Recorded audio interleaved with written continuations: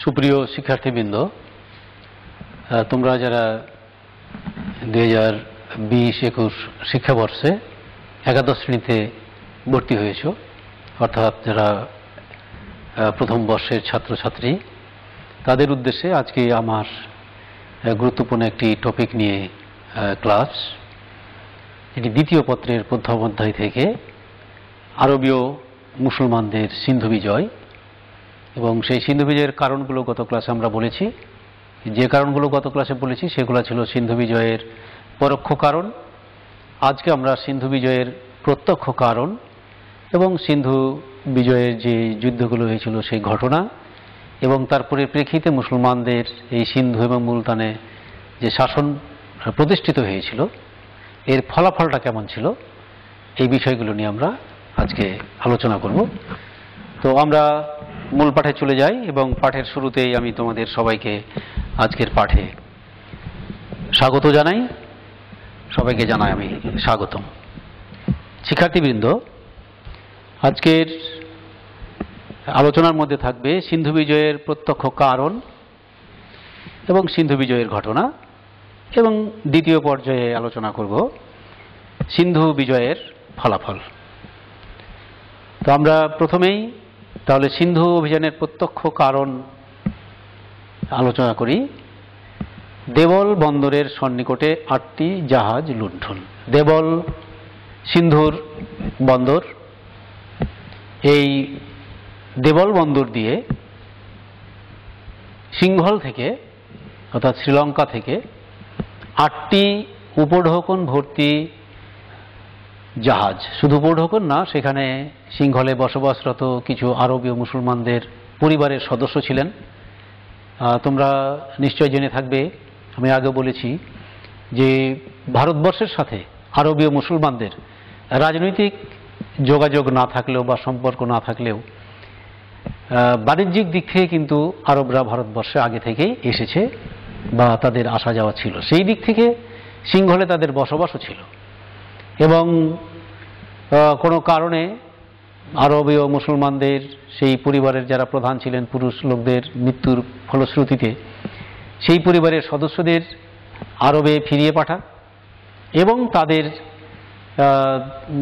যে ধন সম্পদ এখানে ছিল সেগুলা, পাশাপাশি যেহেতু মুসলমানরা তখন পরাশক্তি, আমরা বলবো যে খুবই শক্তিশালী ছিল, কাজেই মুসলিম রাষ্ট্রের সাথে একটা সুসম্পর্ক তৈরি করার জন্য সিংহলের রাজা কিছু উপঢৌকন পাঠিয়েছিলেন জাহাজে, এবং যেগুলা কিছুটা যেত ইরাকের গভর্নর হাজ্জাজ বিন ইউসুফের নিকট এবং কিছুটা যেত উমাইয়া বংশের তখন যে খলিফা আল ওয়ালিদ, সেই ওয়ালিদের নিকট দামেস্কে, সিরিয়ার রাজধানী দামেস্কে।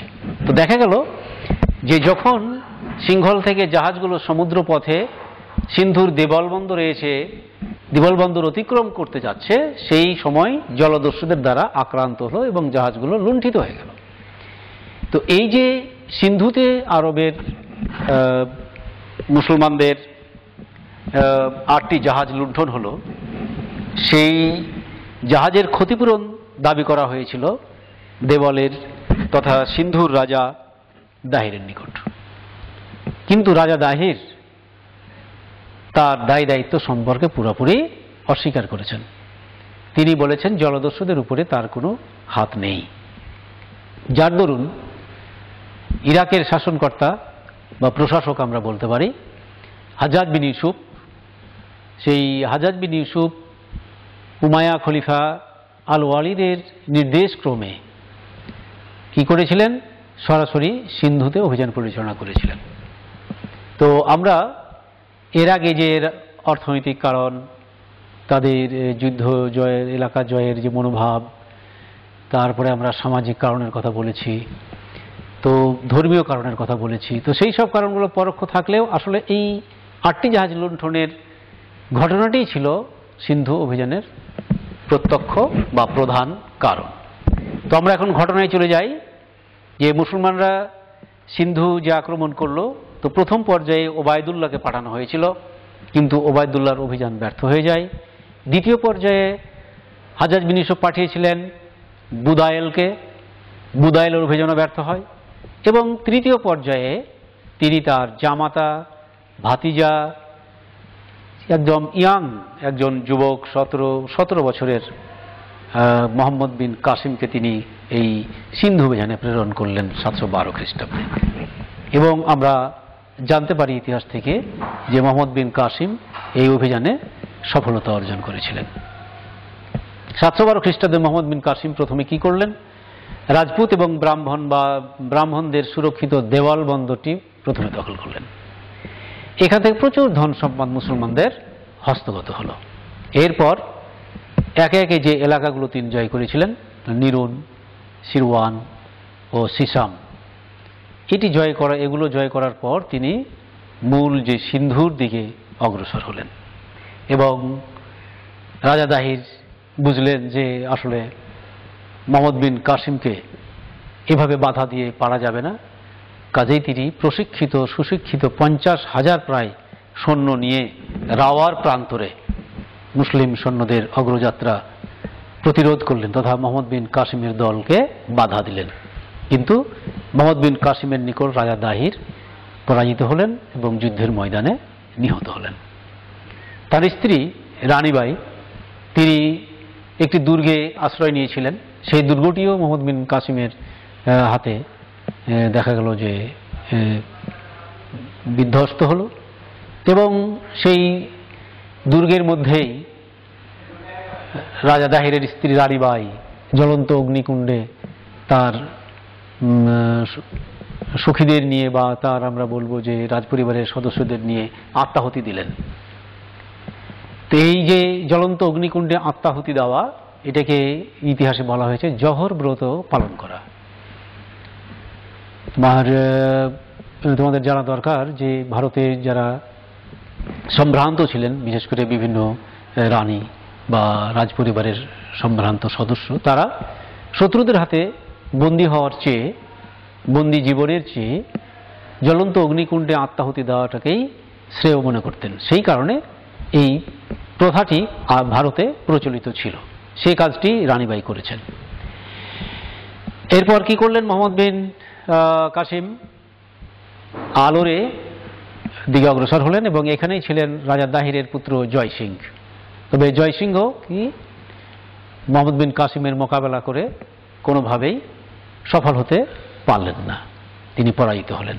মুসলিম বাহিনী এরপরে আরো সামনের দিকে অগ্রসর হয়ে মুলতান আক্রমণ করলো এবং 713 খ্রিস্টাব্দে তারা মুলতানও দখল করলো।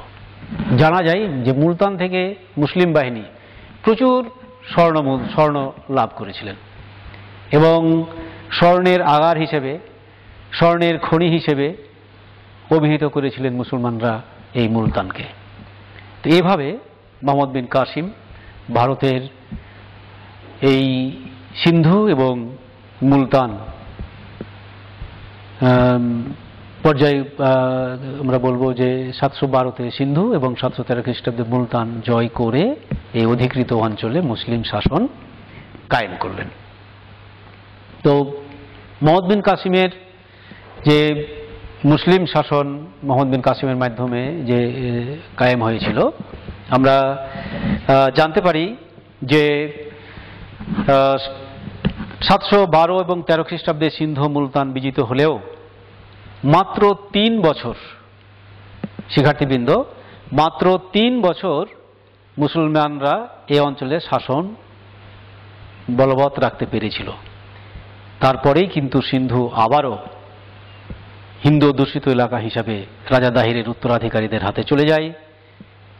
আর মুলতানে মুসলমানদের শাসন টিকে ছিল কিন্তু খুবই দুর্বলভাবে, অর্থাৎ তারা ধরতে গেলে স্থানীয় রাজ্যগুলোর সাথে আঘাত করেই দুর্বলভাবে টিকে ছিল।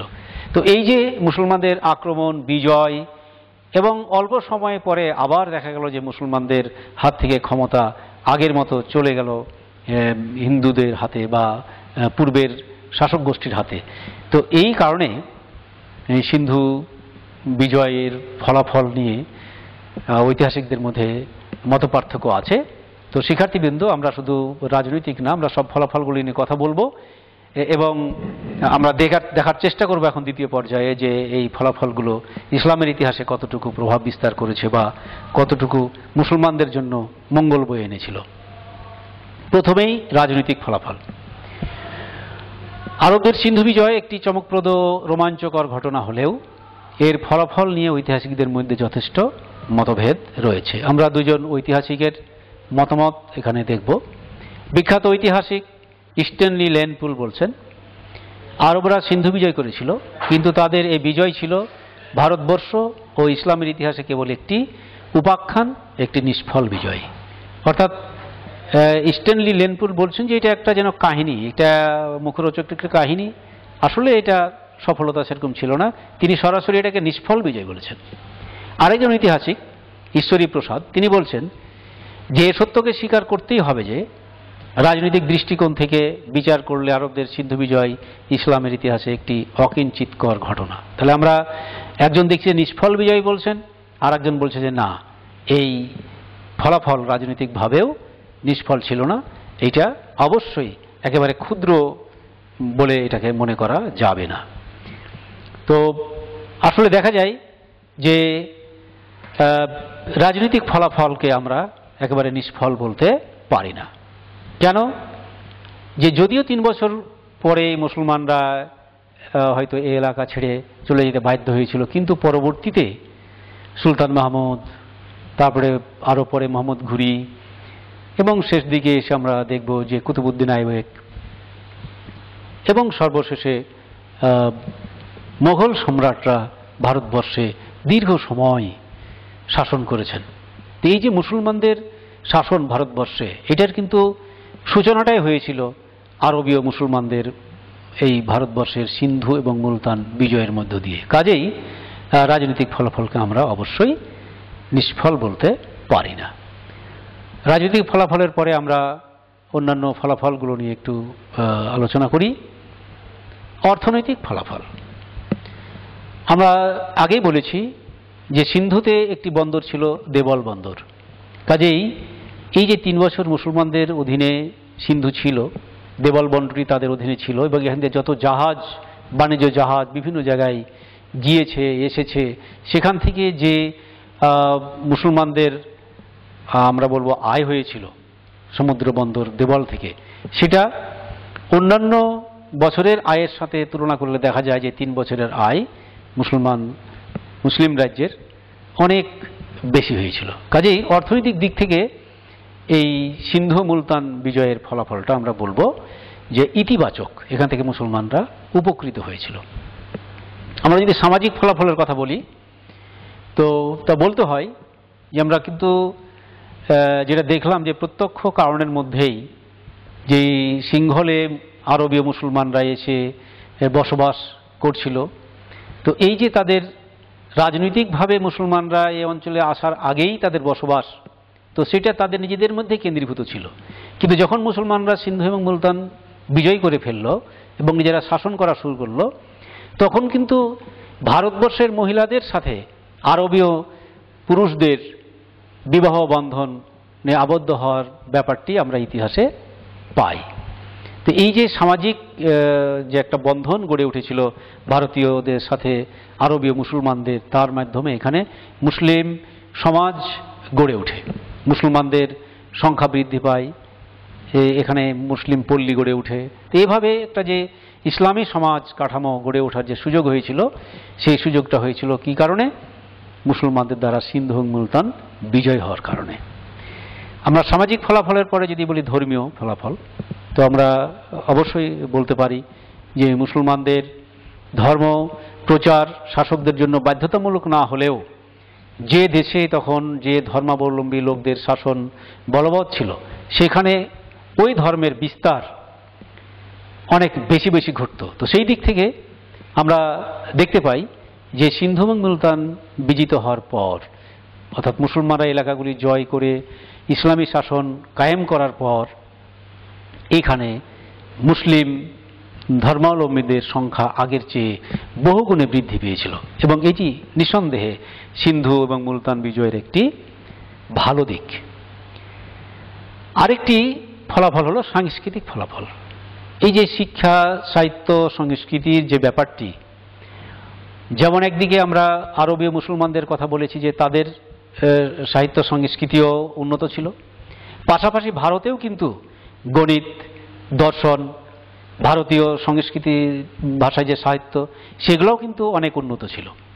যার দরুন আমরা কিন্তু যদি দেখব যে পরবর্তীতে আমরা যখন আলোচনা করব জানতে পারবো যে আব্বাসীয় খলিফা আল মামুন যে লাইব্রেরি গড়ে তুলেছিলেন সেখানে বিভিন্ন ভাষার গ্রন্থ এনে আরবি ভাষায় অনুবাদ করা হয়েছিল। এবং তোমরা জেনে খুশি হবে যে এই ভারতবর্ষ থেকে সংস্কৃত ভাষায় লিখিত গ্রন্থাবলীও কিন্তু সেই সময়ে আরবি ভাষায় অনুদিত হয়েছিল। কাজেই এই যে ভারতীয় মুসলমানদের, এই ভারতীয় অমুসলিমদের সাথে আরবীয় মুসলমানদের এই যে সাংস্কৃতিক যে আমরা বলবো যে লেনদেন, এটার মাধ্যমে কিন্তু আমরা দেখতে পাই যে আরব এবং ভারতীয়দের সংমিশ্রণে একটা সংস্কৃতি এই অঞ্চলে গড়ে উঠেছিল। এটিও কিন্তু সিন্ধু মুলতান বিজয়ের একটি আমরা বলবো ইতিবাচক ফলাফল বা ভালো দিক। তো শিক্ষার্থীবৃন্দ, আমরা ফলাফলে দেখতে পেলাম যে রাজনৈতিক ফলাফল ততটা আমরা যদি ফলপ্রসূ নাও মনে করি, কিন্তু অর্থনৈতিক, সামাজিক, ধর্মীয় এবং সাংস্কৃতিক ফলাফল অবশ্যই ইসলামের ইতিহাসকে সমৃদ্ধ করেছে বা মুসলমানদের পক্ষে ছিল।